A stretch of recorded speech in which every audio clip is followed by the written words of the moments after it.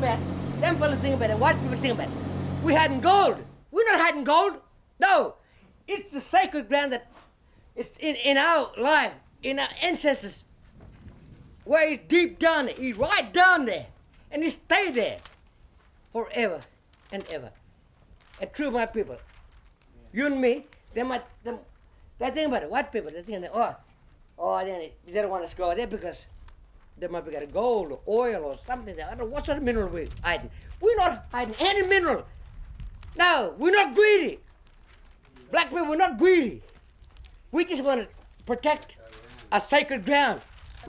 We want the land They left didn't ask alone. white people to bring people together for That is those something you days. discuss with the traditional owners after they got the piece of paper that says it's There are their land. decisions which nobody but the traditional owners. The idea that black man is the lowest of the low. We want our land. You know, they say, what do the Aboriginals do? Well, we were fighting for land. While this created so much strength and a willingness to succeed, it empowered who we are. Taking this flag as a symbol to the government for us to be recognized that we are the rightful owner of this land. Starting to surface the people, the community, taking responsibility or having a community. They knew what they wanted, but they just didn't know how to get it out there. But as journey went on, it got clearer. If you can imagine that we were all birds in a cage. Sorry, the cage was the Aboriginal Act. So they removed the Aboriginal Act and said, okay, little birds, you can fly now. But they fed us here. They had to stay in that reserve, and they wanted to, because they couldn't get out, go back to their homeland. They wanted to build something for themselves within that reserve. Re-establish housing. The process has, I suppose, given us a reminder that we don't slow down, don't forget, We've relaxed a little bit, and then we see negativity come back out again. Well, I wouldn't use the word militancy. I'd like to use the word that they are making decisions about themselves, rather than sort of having a militant attitude. So, making decisions like this, I think it's the first time, and I think it's only right for them to do this. As we started to grow, we started to, I suppose, evolve as a community and empower not only our people, but empower our families. That's when they started coming together and they danced. Like most things that usually are born, I think the first thing was confusion, because we're thinking like, what is empowered communities? That was like a base, a foundation for everybody to start thinking about their homelands. That's something always in their heart and on their minds. What we've done as the empowerment communities is we've moved towards giving everyone a voice. And like looking at Andrew now, one of the many young leaders that's up and coming, that you gotta trust them, I'm doing culture. The boys are caring for country, and Naomi's in arts. Excuse me. Not I think, I know that they established something that they never thought that would happen. And the strength in this community is growing stronger, but we need to all move together to grow even stronger. I said there's two kinds of struggle. One can tear you down, and one can build you up.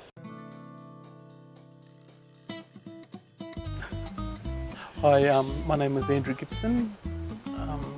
I'm originally from Osborne Gorge. My name is Greta McGreen, and I'm from Hopevale. My name's Naomi Hobson, and I'm a Kanji woman from Cowan.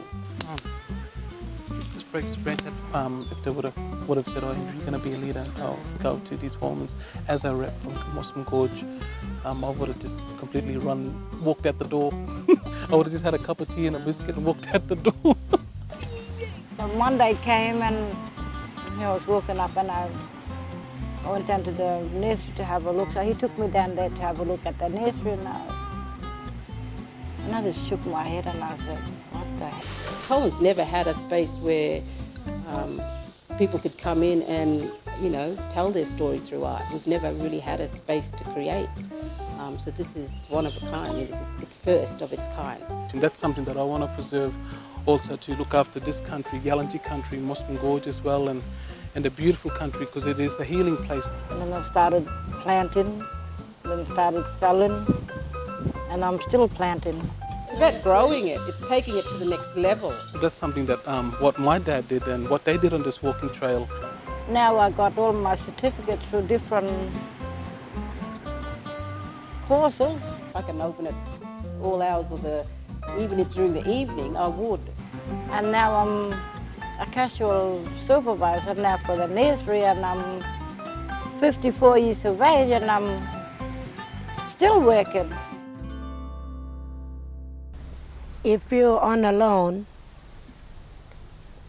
you cannot be heard. But if you speak with a uniting body, you'll be heard. What drives me is, that gives me the passion, is seeing what my father and Annie Karen have achieved. I think hopefully maybe they might ask for my opinion one day, because when you get older you don't want to be forgotten.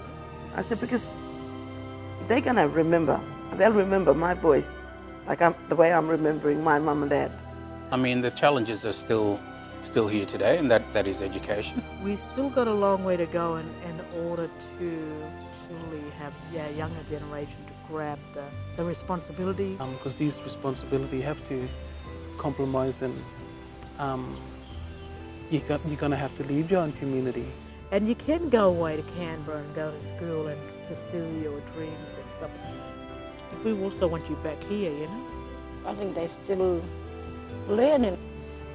I encourage kids to go to school, to stay in school and get that education, but their grassroots, never to forget their culture, where they come from. If our elders were still alive with us today, they'd be here. Our ancestors were still alive with us today.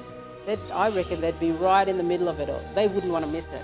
If you could just put yourself in their shoes and trying to understand the pressure of trying to succeed without the support because of factors that have taken every chance that your family had to succeed. But this, I think this was their vision. It's laying down the path, you know, it's putting the bricks and creating that pathway for the young people to come through.